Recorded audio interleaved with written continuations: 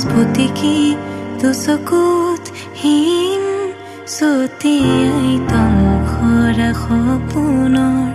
পাহিয়ে কাজলি ৰুণজুনটো পালৰ গুণগুণনি ধৰা